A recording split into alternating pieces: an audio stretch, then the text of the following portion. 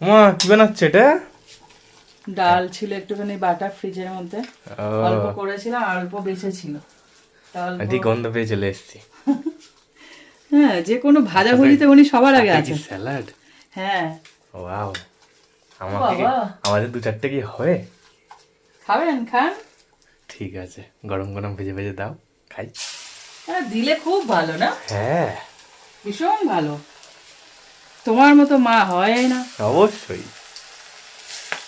এই যে আপনার পকোড়া, দাও। খেয়ে নেন। এখানে বসে খাবো, প্রকৃতি দেখবো আর খাবো। বাইরে বসলে মনটা খুব ভালো হয়ে যায়। ভালো হয়েছে? আর শীতকালে এরকম ওয়েদার ভালো লাগে, গরম লাগে না তো। এখন ওয়েদার অনেকটা চেঞ্জ হয়ে গেছে।